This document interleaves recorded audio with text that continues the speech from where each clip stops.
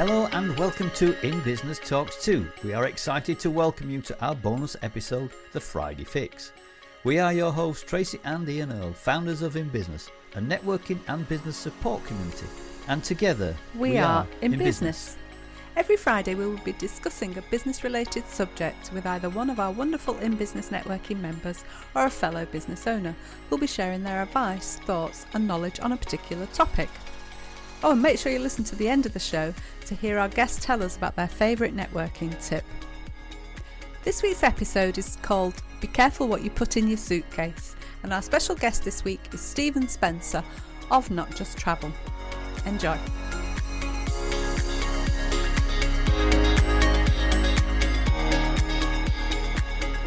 So we'd like to welcome our guest today on the Friday Fix, and it's Stephen Spencer of Not Just Travel. Welcome, Stephen. Welcome, Steve. Good to have you with us today. Good morning, Tracy and Ian. Yeah, good to be with you guys this morning.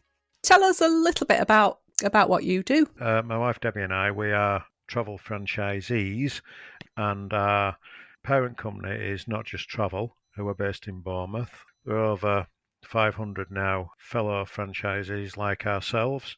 And we are affiliated to Hayes Travel, so they are the UK's largest independent travel agency, and everything that we sell and process is straight through the main Hayes system. We've got access to the whole of market, and we've got a great support network behind us as well. So we'll start with the first question, basically. What problems then do you envisage or anticipate are likely to be happening for people going forward? Because it's a bit tricky with the holiday industry at the moment, isn't it? So what's your thoughts on what's going to be happening? Trick is putting it mildly, Ian, to be honest.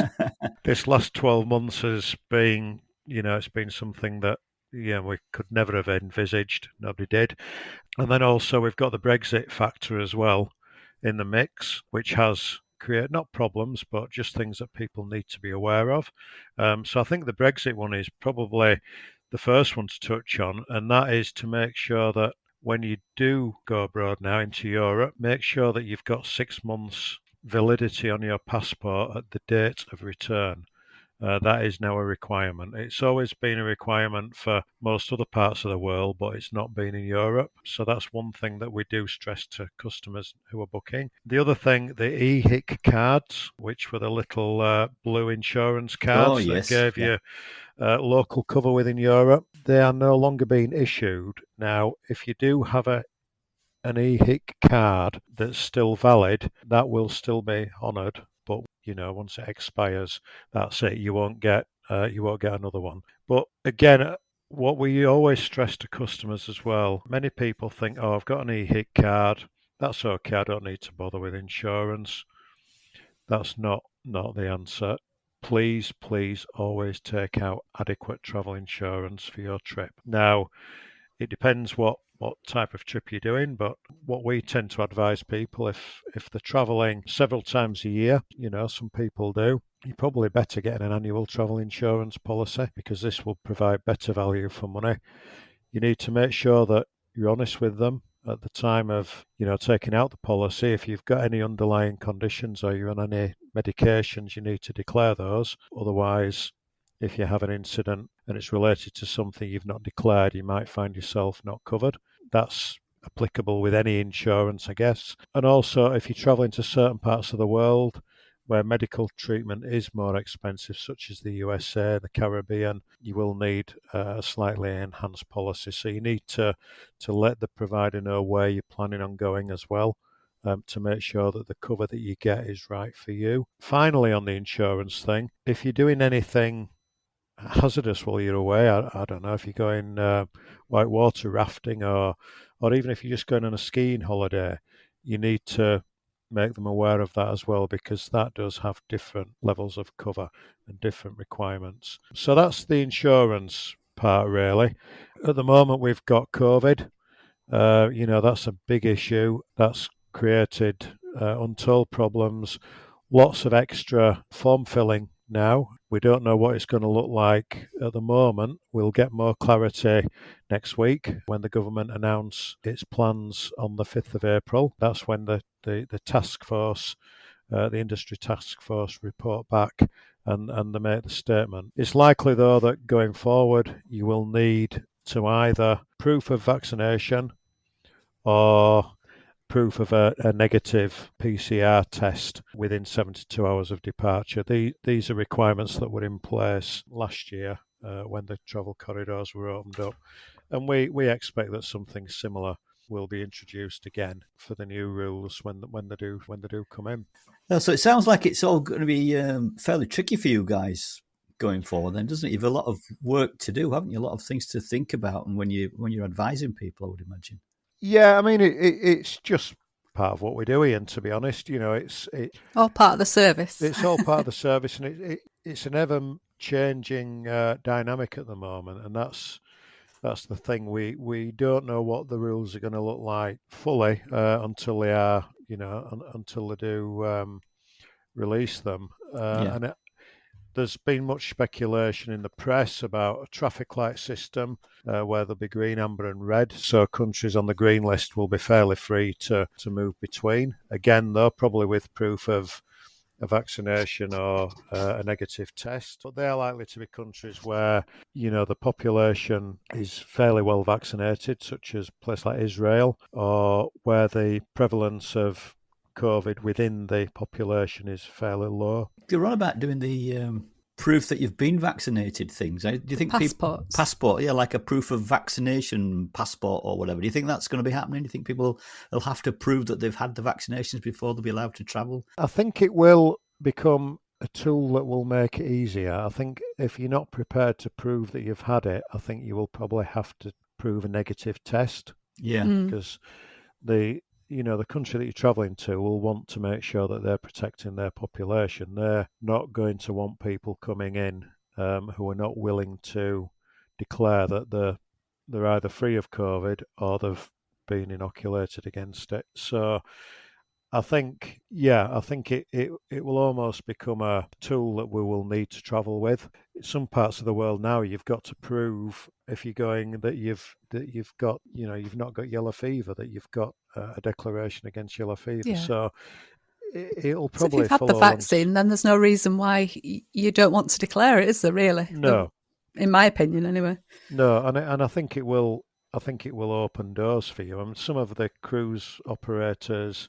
And one or two of the airlines have already said that this is going to be a requirement. Saga have said for all of their cruises that, they will only take passengers who have had the 2 vaccinations. Yeah. Right. And similarly, Qantas have said it travelling to Australia. So it's probably something that's going to become more prevalent. What other tips and tricks do you have then for people who are planning on eventually going on holiday this year? Have you got some good suggestions that people might want to think about before either they go or when they're going or whatever that might be?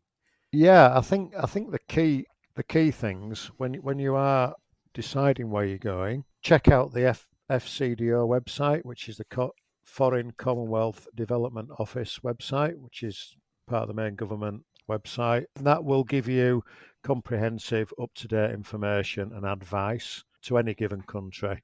And we always advise people just to have a look at that, just to make sure that they are aware of any restrictions that might be in place. And also just to be aware of some of the customs in some parts of the world that are different to us. And some places are very sensitive to certain things. If you go to some of the Arab countries, they're very, you've got to be very careful.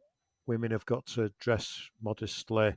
You've got to avoid any public shows of affection when you're outside and things like that. Or, you can't be walking down the street drinking alcohol. Well, whilst many of them do tolerate alcohol, it's within the confines of a restaurant or a bar. But there are some great places to go. The Middle East is really popular. We sell lots of holidays to there, but we just tell people just to be aware, that you're going into a different environment. And another great tip is if you're going to Israel on a Saturday, that is their Sabbath. We'll find on a Saturday in Israel pretty much everything will stop. The public transport, even their own airline, El Al, the national airline, don't fly on a Saturday. These are just things to be aware of. Also, a big one is industry protection, and that is the travel provider that you book with. Obviously, we hope you book with us, but if you go elsewhere, just be careful, because the internet, it's a great tool for many things now, and it's dead easy to book a holiday on the internet and dead easy to find out any information that you might want to, you might need to know. But just check the small print with a lot of these online travel agencies. Just make sure they're a member of ABTA. If they're not, then try and find out why not. It may be that they've fallen foul of the code of ethics around the refunds due to COVID. That's been a factor this last year. A number of companies had to resign from ABTA because they were not adhering to the strict code of conduct around refunds. That's interesting. So you make sure you've got ABTA protection, and ABTA also protects the traveller for land and sea arrangements if the travel provider failed. The other one is what's known as ATOL protection. Now that is any holiday that's booked with an air travel element. So this is provided by the UK Civil Aviation Authority. And again, if the operator, if the tour operator was to go bust, you are financially protected through this. If the operator were to go bust and you were overseas, they would make sure that you were repatriated. So these are things that people need to be aware of. Yeah. And everything that we sell is fully protected. So we make sure of that for our clients. That's good to know. Yeah, and the other one, again, just going back to the immigration requirements, again, if you go into certain parts of the world, a lot of people don't realise that what may seem everyday medications that you'd take in this country, over-the-counter medications, might be illegal in some parts of the world. All right. Can you give us an example of that one, Steve? Yeah, I mean, if you go into Middle East or Greece, diazepam, codeine, and tramadol are illegal in those countries. Another one, if you go into Japan, Sudafed and Vicks, really illegal in Japan. Wow. Because they contain an ingredient called pseudoephedrine, which is a banned substance in Japan. Right. And again, if you go in Singapore, sleeping pills and any anti-anxiety pills or strong painkillers require a license there as well. Is there a place where you can check in each country what's allowed? Tablets or medication, should I say, rather than drugs. What medication are you allowed to take? Again, I would start at the Foreign and Commonwealth Development Office website, the UK one. If the information's not on there, there will be a link to the equivalent website of the country that you're visiting, where you will find more details. Because potentially you could take these things in quite innocently, couldn't you? If Yeah. it's normal medication to you in a box, that you just take every day, then you could take them in quite innocently and be. Yeah. Well, we always say that if you're going to some places, you need to, if it's anywhere that you're unsure of, you should really take a copy of your prescription as well if you're on prescription medication. Right. That will keep you out of jail. Yeah, that's good. But yeah, and another one, again, going back to Singapore, chewing gum in the street is illegal. Also, if you go into Mexico, vaping is big no-no in Mexico. So if you've got a vaping canister or any liquids, they're a banned substance. So we always advise customers going to Mexico to give up smoking or give up vaping. If you're a vapor, don't do it. And then on the reverse side of that, of course, if you're coming back to the UK, there'll be medications and some drugs that are maybe permissible in some parts of the world. I mean, cannabis now seems to be allowed in certain places, but don't try and bring that back into the UK with you. You've got to look at it both ways. Yeah. Oh, interesting. The other one as well is packing. When people are going away, we always say, just particularly on the European routes, many of the airlines now are very strict on the weight limits for checked in luggage. So do you need to take beach towels? They're quite heavy. The hotel you go into may well provide towels around the pool, things like that, or put your towel in your hand luggage. Put some of the heavier things in your hand luggage, because you can generally take about 10 kilos in your hand luggage. Again, touching on the hand luggage, any liquids, if you've got liquids, they must be packed in a clear plastic bag inside your hand luggage and in containers of no more than 100 mils. So again, if you've got sun creams and deodorants and shower gels, make sure you pack those in your suitcase to go in the aircraft hold. Another top tip really as well. Always make sure you pack a change of clothes in your hand luggage. Don't get caught out as I once did. I was travelling to the Far East and I got held up for 24 hours in Amsterdam because of bad weather in Amsterdam, and I had to stay in a hotel overnight. But my luggage, my main suitcase, was actually just in the airport complex somewhere, awaiting loading onto my flight the next day to go to China. So I had to spend a night in Amsterdam, and I had to go out and find a change of clothes and toothpaste and deodorant and everything. So I learnt a lesson the hard way there, particularly on long haul flights. And if you're going through a hub and you're catching a connecting flight, sometimes if the connections are tight, you might make the flight, but your suitcase might not. So they're just things to bear in mind. And again, if you're travelling long haul, make sure that you wear loose-fitting clothes, comfortable clothes. You do tend to swell up a little bit on a long-haul flight. So again, loose-fitting, comfortable shoes. Wear compression socks even, just to try and avoid any blood clots, and just keep moving around as much as you can at fairly regular intervals, just even if it's just to stand up and stretch your legs, and drink plenty of water. Go light on the alcohol as well on a long haul flight, because that does dehydrate you even more. The key is to keep moving, and try and stay comfortable. Many airlines will provide you on a long-haul flight with a little complimentary pack containing a pillow and an eye mask and maybe some earbuds and things like that, so you can help you to try and get some sleep. Jolly good. That's some great advice there, Stephen. Yeah, so top tips there. Thank you. Yeah. We're all looking forward to getting back on a plane or a boat or a train, anything, aren't we? Just to, or anything, to get away. Really, yeah. Absolutely. And it's the message that we're hearing all the time now from people. When can we go away? When can we go away? Where can we go? And people are just desperate to escape. Yeah. They just want to get back to some kind of normality and make up for what has been a lost year, really, in many respects. Yeah. So in that respect, I think you're going to be, fingers crossed, you're going to be busy going forward. So, Steve, we always ask our guests for their networking tip. Have you got one for us today?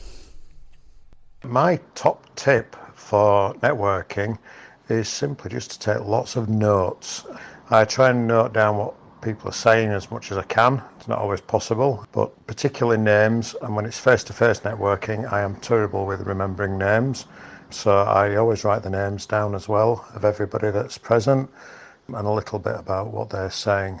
That's why Zoom, I guess, has worked well for me, because everybody's name is generally underneath their picture, so I don't have that issue. But lots of notes. That's my top tip. Thank you. If people want to get in touch with you, what's the best way to do that? The best way is to email us, which is deborah.spencer@notjusttravel.com, or they can call us on 07939 110039, and we also ask people to look at our website, which is www.deborahspencer.notjusttravel.com. On there, lots of tips, some blogs on there, and also lots of offers as well. Are you also on LinkedIn as well, Steve? Yes, I'm on LinkedIn, yep. Yes, you're always putting tempting offers on LinkedIn, which make me quite jealous. And we're on Facebook as well. The Facebook page is Not Just Travel, Steve and Debbie. Right. Okay. What we'll do, we'll add all these links in anyway into the show notes, so if people do want to get in touch with you. Great, thank you. Yeah, we put lots of offers on there, and a lot of the offers that we do get are trade only as well. They are very specific. Sounds good. Brilliant. Good. Thank you very much for that. Thanks for those tips. Yeah, it's been useful. I'm sure people will find all those extremely useful. Some stuff in there that I didn't know. No, I didn't realise as well, so that's pretty good, is that? Thank you for that, Steve. Yeah, it's been good. Yeah, so thanks for joining us. Thanks for being with us. We've enjoyed our chat, and take care. Take care. We'll see you soon. Yeah, bye, Steve. Thanks for having me. Yeah, thank you. Bye-bye. We're almost at the end of this week's show, but before we go, we are excited to tell you about our In Business Talk 2 episode this coming Tuesday. Our special guests on next week's podcast are Steve and Joanne Clayton of Data Bubble, and we're really looking forward to speaking to them and digging deeper into their experiences as a business couple. And if you'd like to know more about in-business networking, then please go to our website. The details will be in the show notes. Thank you so much for joining us this week on In Business Talks 2 Friday Fix. We hope you enjoyed it. If you have, all that we ask is that you simply tell a friend about the show. We'd really appreciate it. Until next time, this is Ian and Tracy, and together we are In Business. Goodbye. Goodbye.